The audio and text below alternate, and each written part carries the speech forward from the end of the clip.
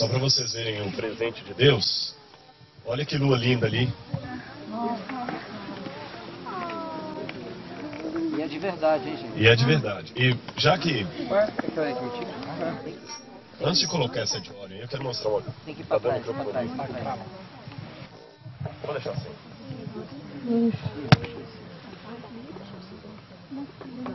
Vocês estão me ouvindo bem, né? Antes de colocar o próximo, já que Deus deu esse presente pra gente, eu quero contar um outro presente que Deus deu pra nós, lá no IAN, nessa semana de oração que eu fiz lá. Não sei se o irmão Arthur está por aqui. Estou aqui. É um testemunho ocular que Deus... Não sei se você chegou a ver ou se só ouviu o comentário do povo. Um dos primeiros a ver. Um dos primeiros a ver. Vocês vão ver o que foi, vocês vão saber daqui a pouquinho. Na quinta-feira, eu comecei a pregar lá no colégio e eu comecei a fazer o meu sermão dizendo assim: vocês já viram um pastor incrédulo? Pois eu sou um pastor incrédulo. Eu sou cético. Então, o pessoal ficou assustado assim. Eu falei, a primeira vez, vamos ver um pastor que é cético. E comecei a falar, por que eu sou cético? Porque eu vejo no mundo as pessoas errando tanto, mesmo pessoas de ciência, falam um negócio que depois tem que desmentir, não é daquele jeito.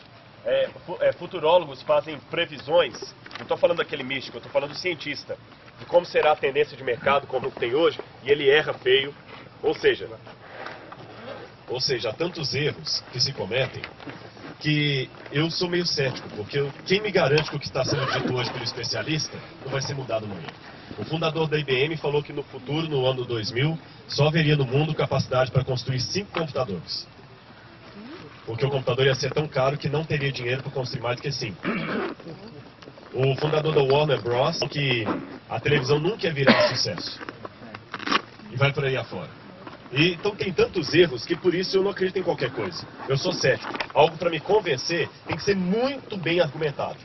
E aí por isso que eu acredito na Bíblia. Então eu fiz um sermão todo sobre como que a Bíblia acerta nas profecias. Mas me deu um insight antes desse sermão, que o pessoal estava cantando lá na frente.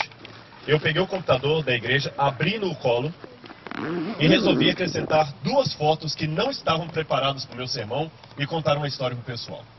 A história que eu contei, que talvez alguns aqui estavam no colégio nessa época, o NASP naqueles idos estava passando um período meio difícil ali no colégio. Vocês sabem que toda escola tem os seus momentos altos e baixos, né? E era uma época muito difícil aquela. O pessoal estava meio chateado com uma série de coisas ali, desanimados. E iria começar uma semana de oração com o pastor Ronaldo de Oliveira. E muita gente orou a Deus: Senhor, dá um sinal que o Senhor ainda está com esse colégio. Porque estava desanimador mesmo o quadro. Dá um sinal que o Senhor ainda é o nosso Deus, que o Senhor está aqui. Dá um sinal, Senhor. E muita gente orou. E pessoal, quando o povo de Deus ora, coisas acontecem. A semana de oração começaria na sexta-feira à noite. Quando o pessoal orou... Pode deixar, Schneider. Não tá dando para ver assim, não tem problema, né? Quando o pessoal orou a Deus, pedindo um sinal, e isso eu contando lá no IAN, viu? Quando o pessoal começou a orar a Deus pedindo um sinal, aconteceu isso aqui.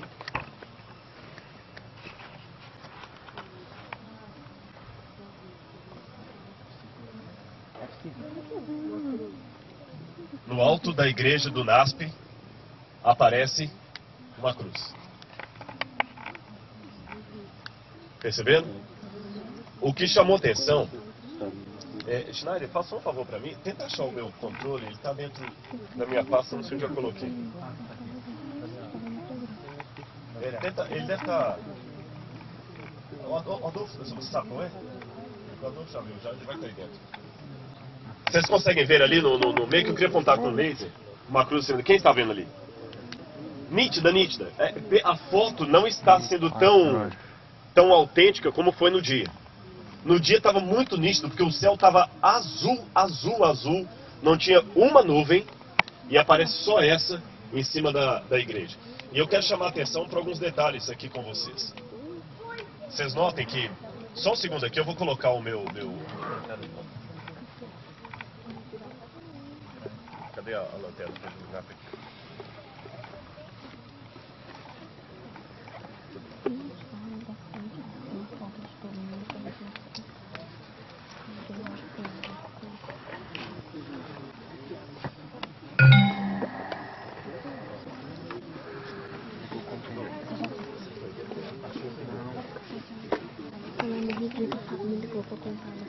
Eu quero chamar a atenção de vocês, olha lá, no meio, só a nuvem, não tinha, tava bem azul, o céu estava muito azul nesse dia.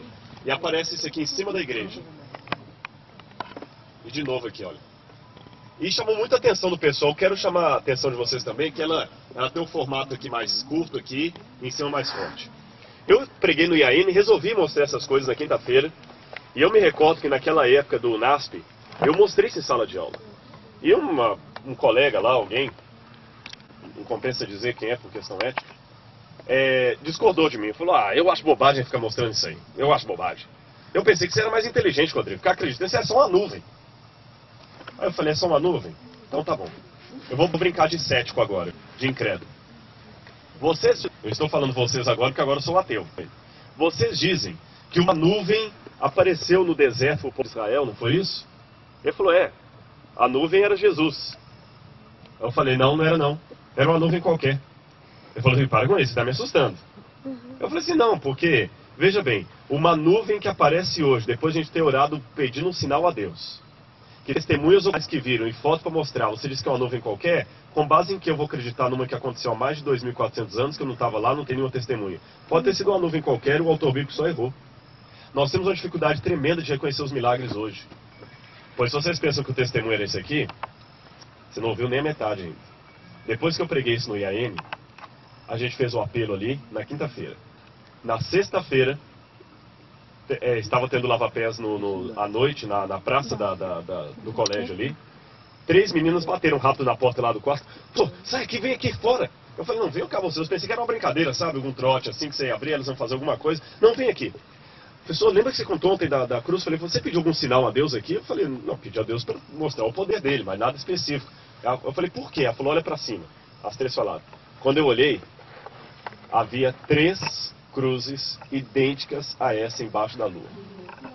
Um detalhe curioso, e por isso que eu aproveito que o irmão Arthur está aqui, porque ele foi um dos primeiros a ver. A cruz do meio não era um negócio assim, um risco aqui e outro assim, que você tinha que fazer força para imaginar, não. Era nítida. E a cruz do meio era igual àquela ali. Igualzinho, só não estava deitada. E todos viram. É aí que está o problema. Como estava debaixo da lua, o fotógrafo falou comigo, pastor, não tem como. Ele tentou tirar a foto, saiu tudo escuro, mas ele tirou. Eu não sei, Schneider, está dando uma falha aqui. Eu estou mexendo errado. Eu não sei, de repente eu não posso movimentar tanto. Às vezes a bateria. Mas ele tirou uma foto do pessoal. Mas ele tirou alguns flagas do pessoal na praça. No momento em que o pessoal ficou assustado. Ele tirou umas 3 fotos do pessoal na praça. E o que me chamou a atenção, isso é o pessoal olhando e assustado. E todo mundo no colégio olhando e comentando. E pessoal, será que é só coincidência? Olhem bem, mesmo a do colégio, o NASP. Nós oramos a Deus pedindo um sinal. Quantos estavam no colégio naquela época que lembram dessa nuvem? Uns poucos aqui, né? Nós orando a Deus pedindo um sinal. Já a primeira coincidência, né? Para dizer que seria só coincidência. Quando a gente pede, aparece uma nuvem. Aparece no dia que ia começar a semana de oração. Aparece em cima da igreja do colégio. Eu não posso acreditar que é só coincidência. Lá no IAN eu não estava preparado para fazer isso. Essa parte não fazia parte do meu sermão. Eu resolvi na última hora colocar, falo isso na quinta-feira, no dia seguinte aparecem, e não somente uma, mas 3. Irmãos, e uma do lado da outra. Não foi uma aqui, outra lá, não. Uma do lado da outra. E a do meio era idêntica àquela ali, só que aquela estava deitada, a outra estava em pé. De repente desapareceu a que estava à esquerda, depois a da direita, ficou só do centro, até desaparecer por completo. Eu ouço algum amém?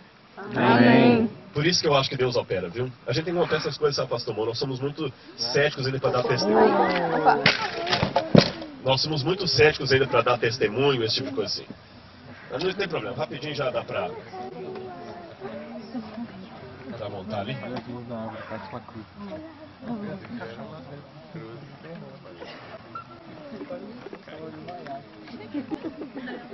Quando ele falou eu pensei que ele estava empolgado com o que eu estava falando aqui. O vento sobra onde quer aí.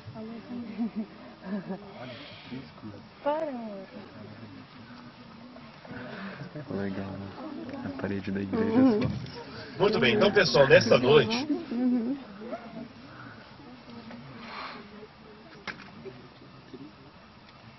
vou falar com vocês, até melhorou o foco aqui do negócio, viu?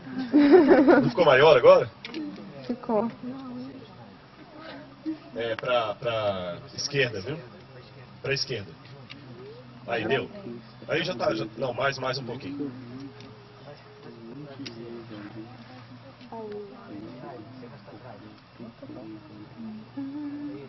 Deu. Será que é abuso se alguém sentar com a cadeira ali perto e...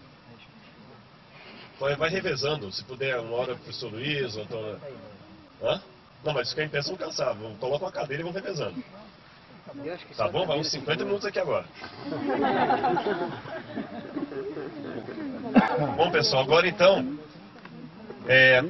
eu quero mostrar para vocês um vídeo que a própria NASA fez sobre Órion. Então nós vamos agora, tipo aquela potência de 10, nós vamos sair, ver Órion e subir e até as últimas imagens de Órion que foram captadas pelo Hubble recentemente. Então aqui eu vou... Maximiza, por favor, já coloca o...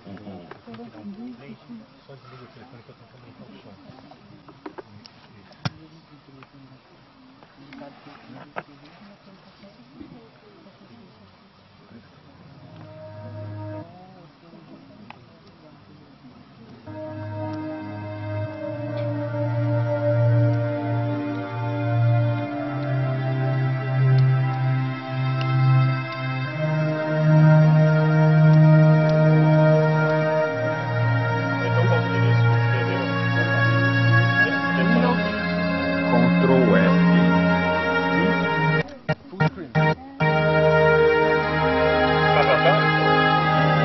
É que esse está no Quick Time.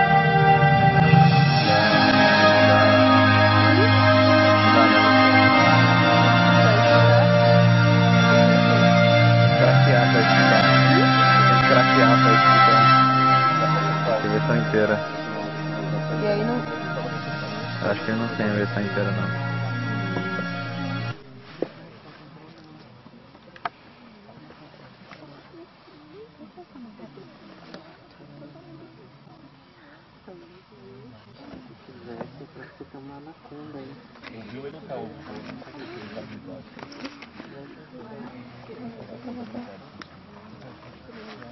O gravador?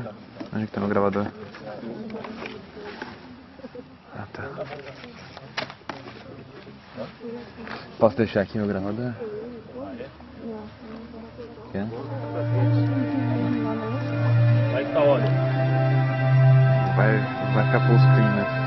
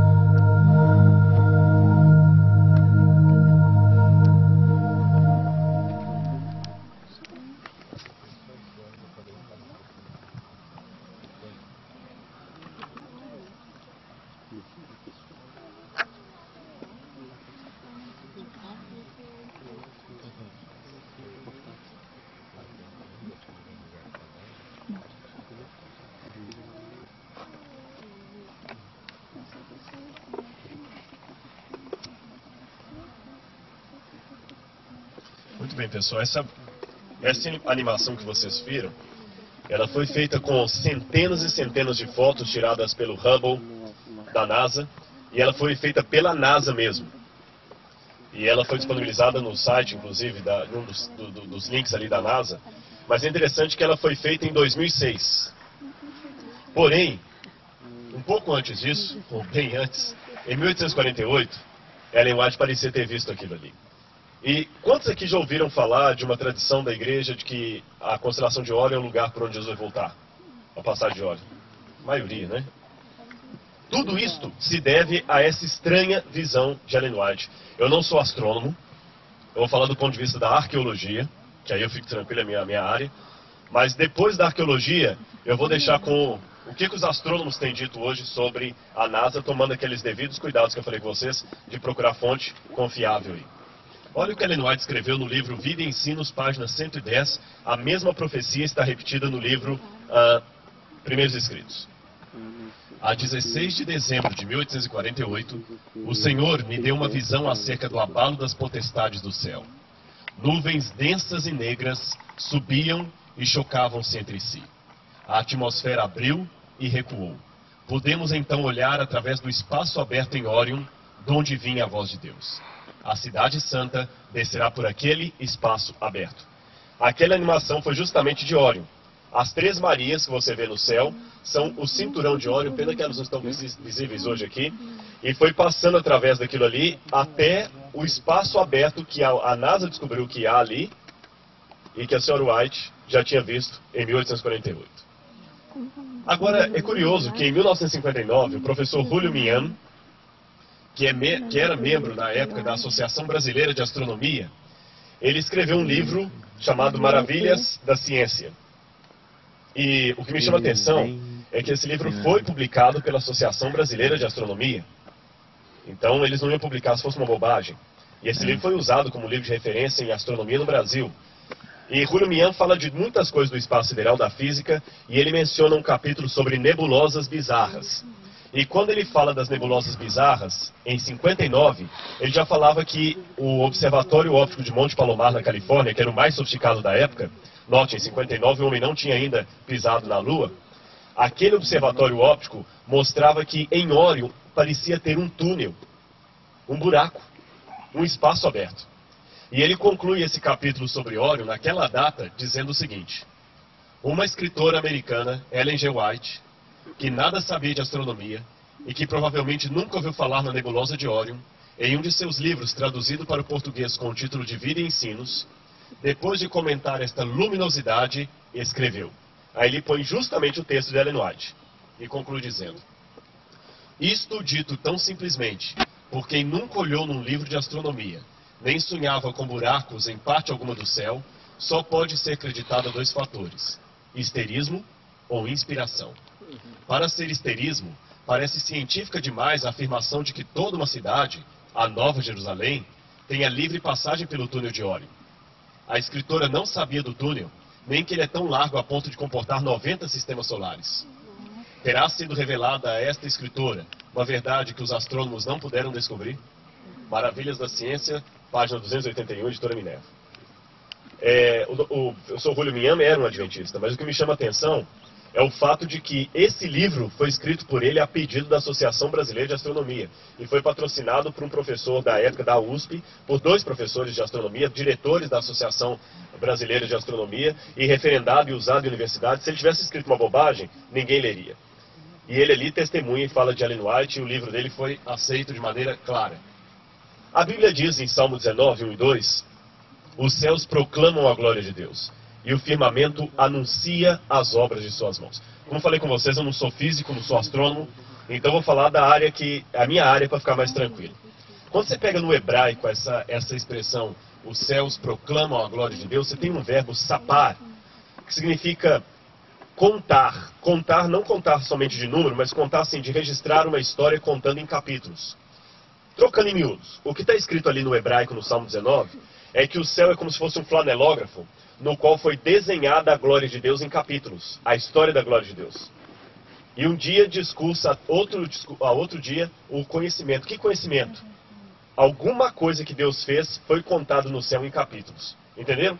Como professora de escola sabatina vai contar para as crianças uma história, ela põe, olha, porque um carneirinho saiu uma vez, ela cola um carneirinho ali. O que o Salmo está dito é que o céu é como se fosse um flanelógrafo no qual está estampada a glória de Deus. Agora, que conhecimento seria esse?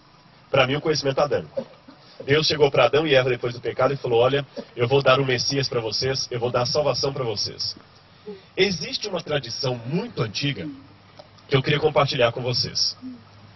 Se você olhar um livro de astronomia, ele vai dizer que são os babilônios e os caldeus os pais da astronomia. Porém, olha o que diz esse livro aqui de Ballinger, The Witness of the Stars.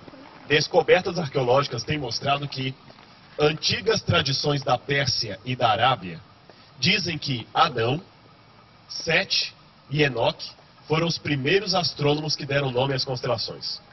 Será que é isso? Eu vou mostrar. Flávio Joséfo, que foi um historiador do primeiro século, e me chama a atenção por isso. A Bíblia não menciona isso, nem o Espírito de Profecia. Mas você sabe que nem tudo o Espírito de Profecia a Bíblia conta. Por exemplo, na Bíblia não fala como Pedro morreu. Mas você sabe como ele morreu. Ele morreu crucificado de cabeça para baixo. No Antigo Testamento não conta que Enoque profetizou a vinda de Jesus. Mas o livro de Judas fala que Enoque profetizou a vinda de Jesus. Então esses autores do passado, eles tinham acesso a documentos que hoje se perderam. Muitas bibliotecas foram queimadas. Flávio Joséfo, que viveu no primeiro século depois de Cristo, que era contemporâneo daquela época, ele viu Jerusalém sendo destruída no ano 70. Flávio Joséfo tinha acesso a uma informação que confirmava aquele negócio, que Adão, Sete e Enoque foram os primeiros astrônomos. Olha o que Flávio Joséfo escreve aqui no livro Antiguidades Judaicas. Adão, Sete e Enoque são os inventores desse conhecimento especializado em estrelas e suas órbitas. E para que sua visão não fosse perdida, seus descendentes fizeram 2 pilares de pedras e tijolos. O que a tradição diz é o seguinte, que como não havia escrita na época, Adão, quando estava perto de morrer, ficou com medo do conhecimento a respeito da vinda do Messias se perder. Então ele pegou as estrelas no céu, imaginou desenhos nelas, e falou o seguinte, filhos, agora contem essa história apontando para os céus, para os seus descendentes. Então cada um contaria a história da vinda do Messias, apontando para os desenhos que estavam no céu, as constelações. Só que a tradição continuou dizendo que com o passar dos anos veio a astrologia, uma falsa ciência, e deturpou a tradição adâmica, fazendo com que agora as constelações virassem signos do zodíaco, no sentido de influenciar a vida, Câncer, Sagitário e tudo mais. As constelações permanecem as mesmas, mas o nome mudou. Não é mais o nome que Adão tinha dado. Mas a pergunta que a gente faz é o seguinte, seria verdade essa questão que Adão deu nome às constelações e depois a tradição pagã acabou mudando isso? Eu tenho uma pista na arqueologia que me mostra que isso pode ter sido verdade. Segundo, trabalhando com a hipótese que pode ter sido verdade que Adão, Sete e Enoque deram os primeiros nomes às constelações, será que nas tradições que saíram deles restou alguma coisa dessa tradição adâmica? Entendeu? Essa é a pergunta. Será que não é? Porque cada um que conta que sai dali ainda mantém alguma tradição. Aqui estão as estrelas como vemos no céu, as constelações, aqui está Dragão, a Ursa Menor, Cassiopeia, não é isso? Perseu, a Ursa Maior, as várias constelações. Eu não consigo imaginar na constelação de Dragão, um dragão. Mas o pessoal imagina o desenho de um dragão. E qual teria sido o primeiro desenho que Adão imaginou aqui? Não sei. As pessoas tinham uma mente fértil, e eles viam as constelações como sendo animais. A de Órion, que nos interessa, ela parece com um caçador. São as 3 Marias, que nós vimos naquela hora, não é isso? E 4 estrelas na ponta aqui. Betelgeuse, a Bellatrix, a Rigel e a Saf. E ele está junto lutando contra a constelação de Taurus. E embaixo dele está a constelação de Lepus. Agora, se eu voltar na arqueologia e procurar qual era o nome dessa constelação no passado, eu vou me surpreender com uma coisa muito interessante. Parece que faz sentido esse negócio que Adão deu nome às constelações e depois alguém deturpou. Porque em algumas constelações antigas, em algumas tradições antigas, você vê uma história muito parecida com a história do grande conflito. Olha no Egito, você tem o templo de Denderah, em homenagem à deusa Hathor, que é a deusa vaca. E também tem o templo de Esna. Aqui há colunas, e nas colunas estão desenhadas mapas das estrelas. Lembra que José falou que as pessoas costumavam colocar em colunas desenhos das estrelas? Então aqui nós vamos ver uma dessas colunas lá do templo. A constelação de Órion aparece no centro. Aqui aparece a constelação de Órion, num barco celestial. E ela está descrevendo um grande conflito no céu. Órion está expulsando do céu um touro alado, um dragão alado, um ser alado. Alguns pensam que é um dragão, outros que é um touro. Está vendo aqui Órion? Está vendo aqui como se fosse um boi com 4 asas?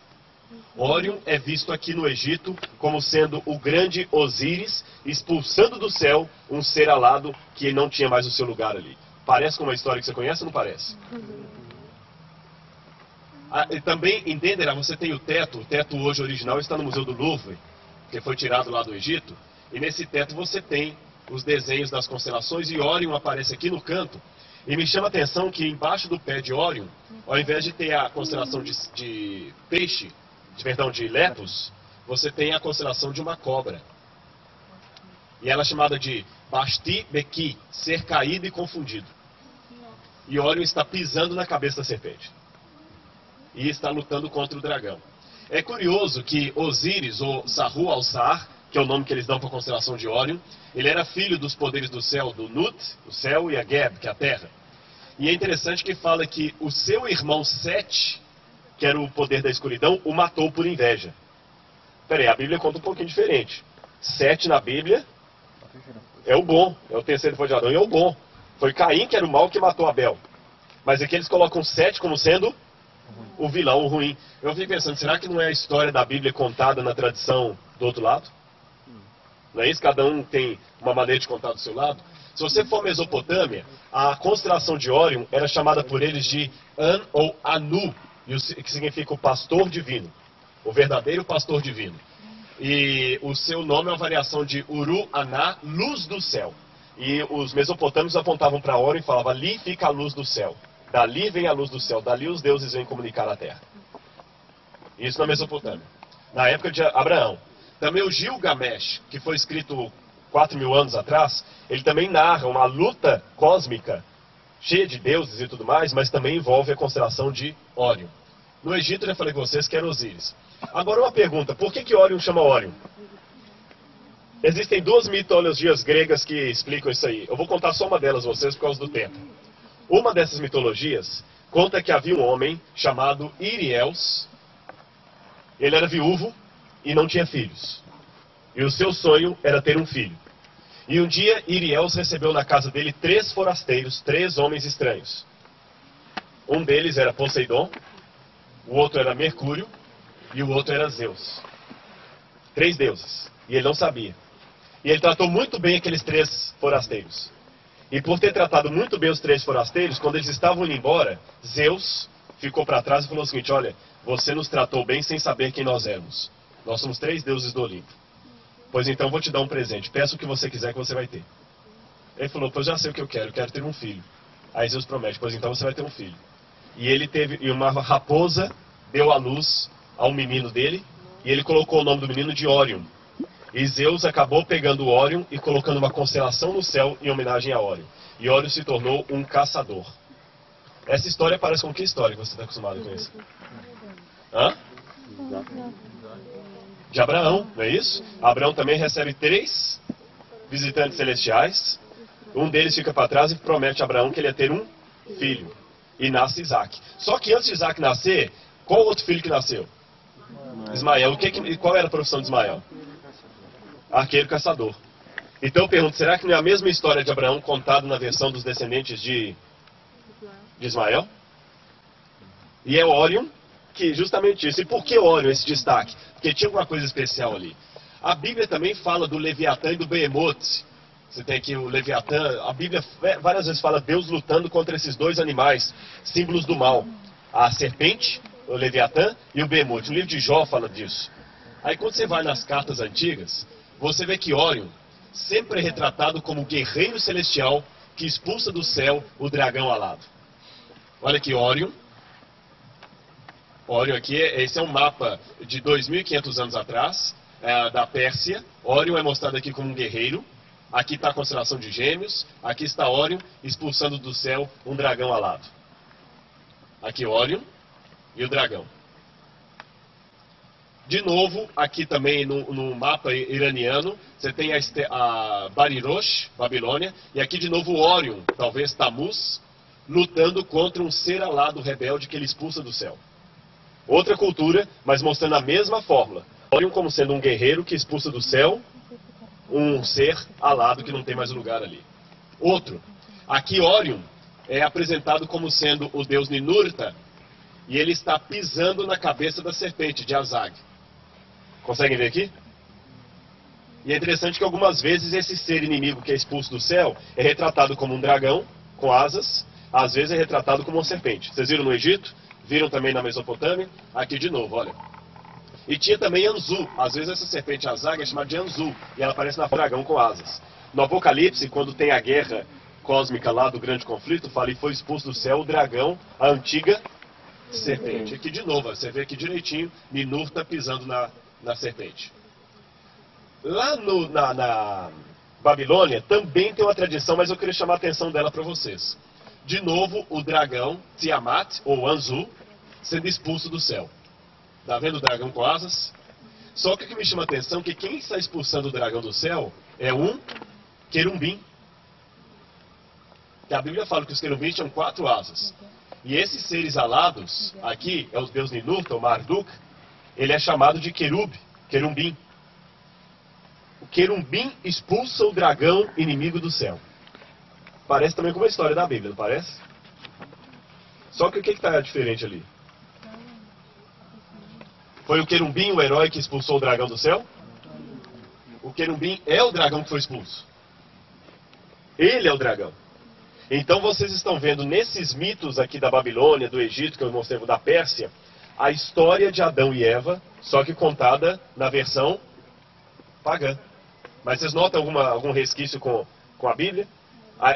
O esboço é o mesmo, a moldura é a mesma, mas a história é a outra. Quem foi expulso do céu aqui foi o querubim maldoso, o Lúcifer. Ele foi expulso do céu por Jesus. Só que na versão babilônica, ele se coloca como o herói que expulsa o dragão. Mas na verdade, ele não é um querubim que expulsa o dragão. Por isso que a Babilônia é colocada como o inimigo da verdade de Deus. O dragão que foi expulso do céu no Apocalipse é o próprio Lúcifer. Houve guerra no céu.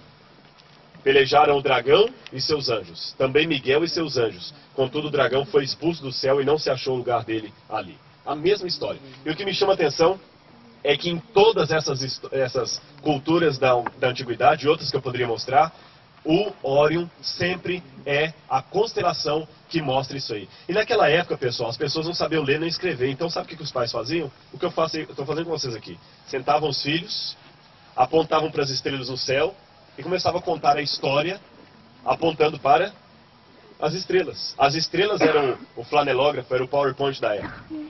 Ia contando. E é muito curioso que eles contam uma história parecida com a história do grande conflito, da guerra do grande conflito entre o bem e o mal, só que na versão de Lúcifer.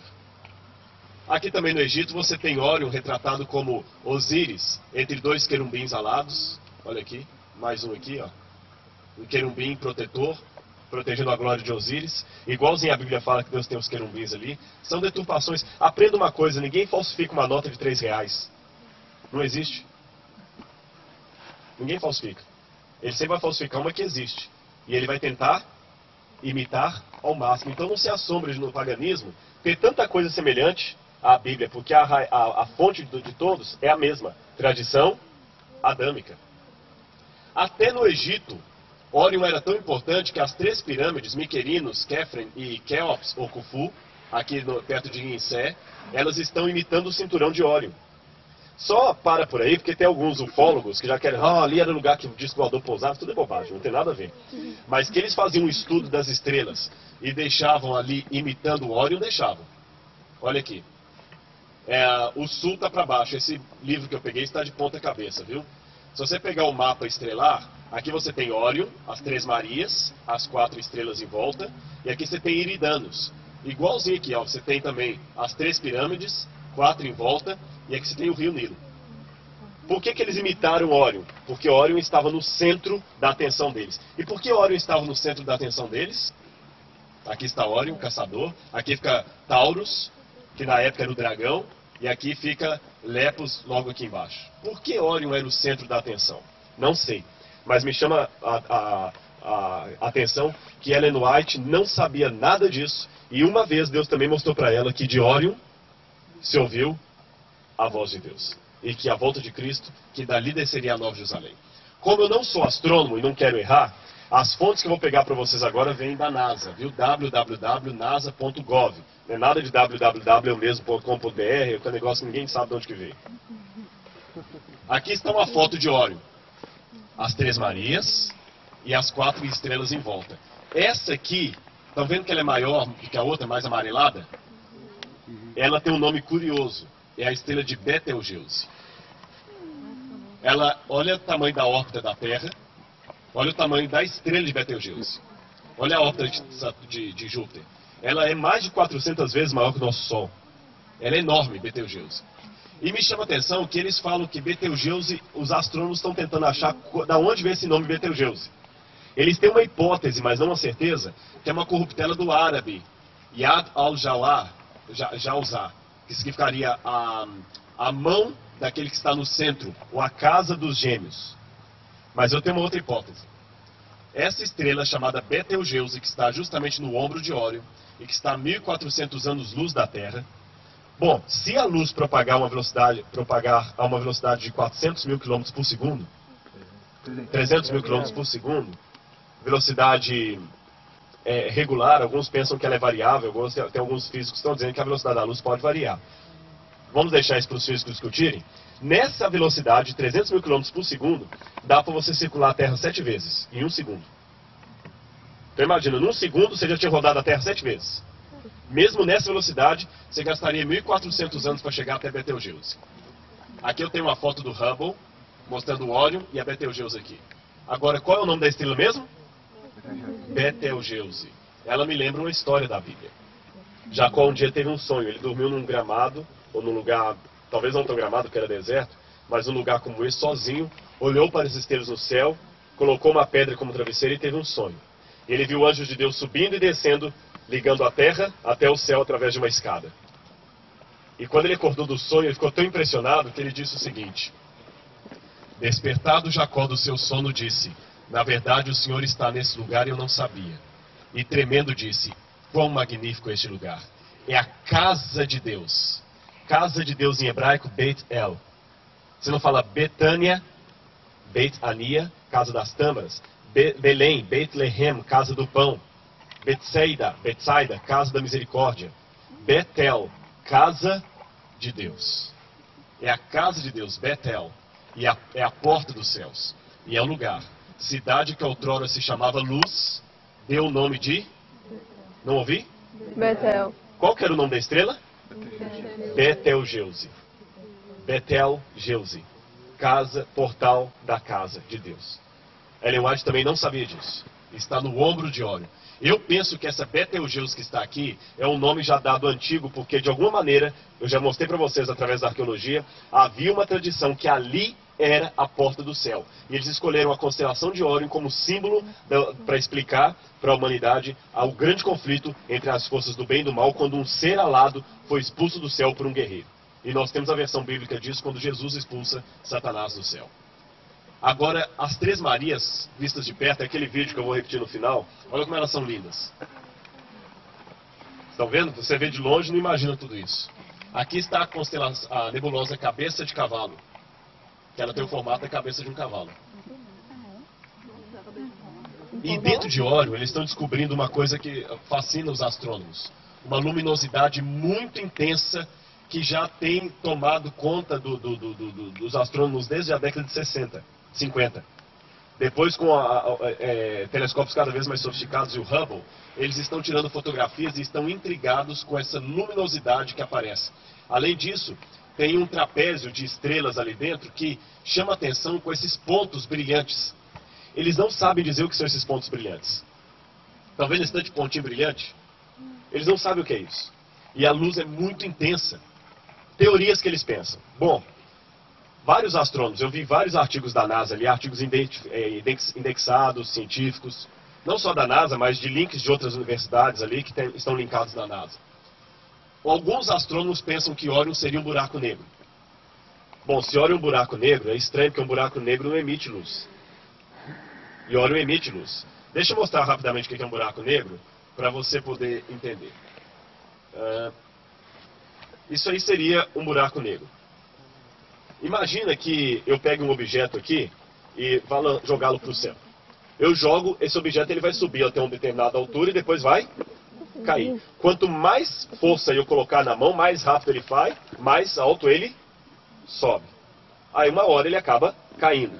Agora vamos supor que eu consiga mandar esse objeto com tal velocidade, que ele suba e consiga escapar do campo gravitacional da Terra. O que vai acontecer com ele? Ele vai embora para o espaço. Ele não vai voltar mais, né? Então, em física, você calcula o que eles chamam de VE, velocidade de escape.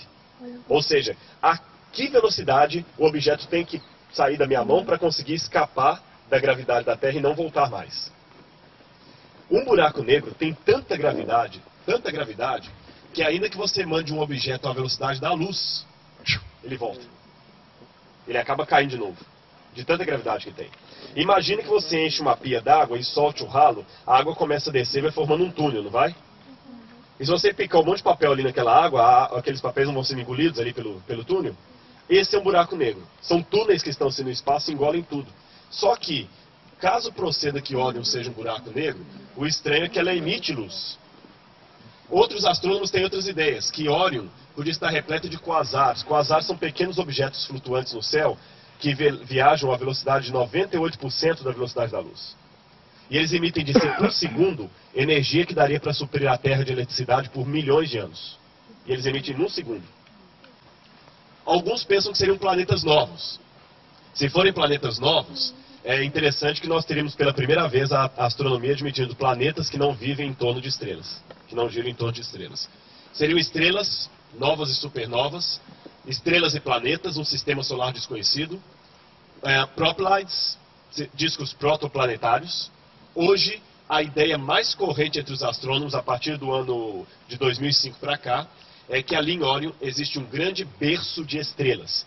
E eles estão estudando Órion. Órion hoje é a constelação mais estudada, a nebulosa, porque ali é um berço de estrelas. Ali mostra como o universo surgiu. E eles ficam pensando, e se ultrapassássemos aquele túnel, aonde que nós daríamos? E o que mais assusta é a nebulosidade que vem lá de dentro. Esse jato de luz aqui, ó. Eles não sabem explicar. Aqui só uma dica de um dos artigos da NASA que eu li. Olha o que eles dizem aqui. Eles estão assustados porque ele fala que, olha, esta imagem do telescópio, ele mostra a imagem, revela uma intrigante nebulosidade que parece consistir com a poeira de nuvens iluminada não por uma luz estelar, mas pela luz da própria nebulosa de Órion. Aqui está o site que eu peguei, olha, tudo do governo, da NASA, nada de revista super interessante, ou isto é, ou qualquer coisa parecida assim. O Galileu é coisa indexada. E os próprios astrônomos falam que a grande coisa que os intriga é essa grande luminosidade que parte do túnel de Órion, que eles não sabem dizer o que é. Vou mostrar mais algumas fotos para vocês tiradas do Hubble. Olha que lindo. O que seriam esses pontos? O que seriam todas essas coisas? Olha aqui. Olha que lindo. E as últimas fotos que eles tiraram mais recentemente, essa luz aqui, pessoal, que intriga muito a eles, eles pensam hoje que é um berço de estrelas. Olha aqui. O telescópio Spitzer descobre possíveis sistemas planetários em Órion. Cientistas liderados pelo Dr. Thomas Midgeth, da Universidade de Toledo, em Ohio, nos Estados Unidos, descobriram uma fábrica de estrelas na nebulosa de Órion. Graças às imagens obtidas pelo telescópio espacial infravermelho Spitzer, da NASA, foram encontradas algumas estrelas que têm discos de pó formadores de planetas. Spitzer, com sua poderosa visão no infravermelho, foi capaz de encontrar perto de 2.300 discos formadores de planetas na nebulosa de Órion. De onde que eu tirei isso? www.harvard.edu/press. Eu só traduzi. Então, nem isso aqui, até isso eu tomei o cuidado de pegar de um periódico que fosse científico mesmo. Agora eu pergunto a vocês. Aqui é um dos doutores que tem pesquisado Órion, ele escreveu um livro interessante agora sobre Órion, e eles têm dito que Órion é o que mais fascina a astronomia hoje. Esse pessoal que faz estudos, eles não conhecem Ellen White. Eles não conhecem essas profecias que eu falei com vocês, essa tradição que eu acho que remete até Adão. Mas eles estão descobrindo que Órion é uma intrigante nebulosa. Intrigante nebulosa a 1.400 ou 1.500 anos-luz. E as novas fotos aqui da nebulosa de Órion. Pessoal, eu não sou astrônomo. Então não adianta fazer pergunta de física para mim. Vocês viram que quando entrou na área da astronomia, eu me limitei a quê? A repetir o que eles estão dizendo. E tomei o cuidado de pegar a fonte mais respeitada dessa área. Tanto é que já dei essa palestra com um físico assistindo, e nenhum deles já vai falar, você está falando bobagem. Um até uma vez falou assim, no Rio Grande do Sul, olha, nunca ouvi meu professor falando esse negócio. Nunca ouvi falar. Eu falei, tudo bem, você pode perguntar para ele, não tem problema. Não, porque é muito estranho, eu estou no quarto ano de física, eu nunca vi isso aí. É porque, até me desculpa, pastor, mas eu sou um pouco incrédulo, porque na igreja o pessoal fala muita bobagem sobre Órion. Eu falei, eu concordo com você, mas as minhas fontes estão aqui. E quando ele foi conversar com o professor dele falou assim, olha, parabéns, o seu pastor lá está certo, eu lamento não ter ido assistir. E foi ele até que me deu a dica que Proplides não tem tradução em português, que na hora eu falei assim, eu não sei como traduzir esse português. Ele falou, professor, ele até falou que não saberia traduzir, o professor, ele está certo. Porque mesmo nós que somos físicos não sabemos traduzir, colocamos Proplides mesmo. Agora eu digo para vocês, lembra que eu comecei no IAN falando que eu creio porque eu sou cético? Eu creio porque eu sou incrédulo. Como assim, professor? Por que você crê porque é incrédulo? Porque eu não sou de acreditar em mera coincidência. A probabilidade matemática de uma coisa acontecer por mera coincidência, ela é infinitamente remota. E quando Deus fica dando sinais claros, filhos, eu estou aqui. Quando você ora no NASP e uma cruz aparece em cima da igreja, justamente em cima da igreja, não em outro canto. Não, todo mundo viu que era uma cruz. Quando eu conto essa história no IAN num dia, no dia seguinte aparecem 3 cruzes. E quando eu vejo Ellen White, no século XIX, falando sobre Órion daquele jeito, e é curioso que todos os detalhes que ela fala lá, nuvens densas e negras subiam e chocavam-se entre si. Podemos olhar através do espaço aberto em Órion de onde vinha a voz de Deus. Ela fala, a atmosfera abriu e recuou. Hoje, a ciência concorda que tem atmosfera em Órion.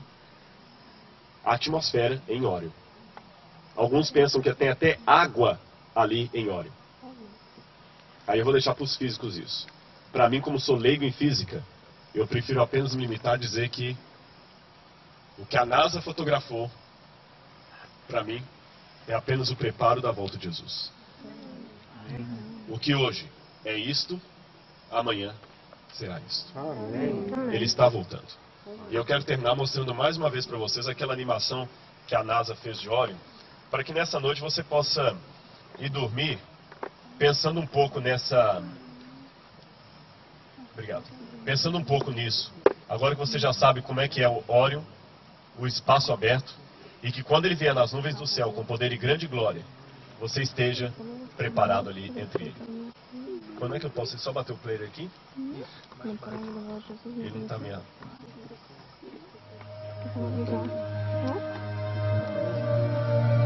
Então você tem agora Órion, como eu falei, com todas as fotos do Hubble aproximando-se ele de Órion. Isso é o que você vê.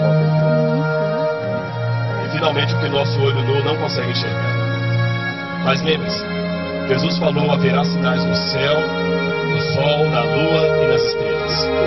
Órion está dizendo, Jesus em breve voltará. As 3 Marias estão aqui, a nebulosa de Órion. A nebulosa aparece aqui embaixo. E o espaço aberto de onde vinha a voz de Deus. Uma luz que encanta os astrônomos e diz para você, Jesus em breve voltará. Com poder e grande glória, ele em breve voltará.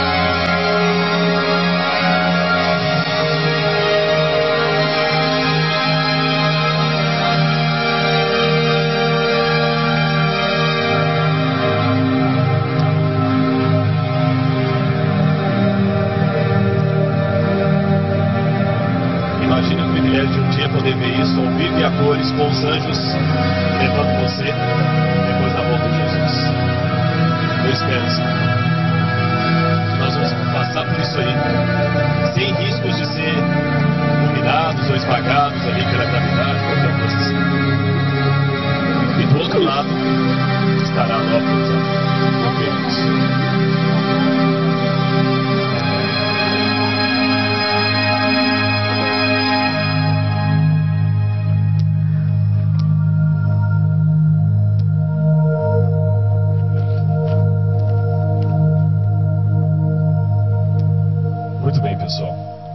eu espero que você tenha...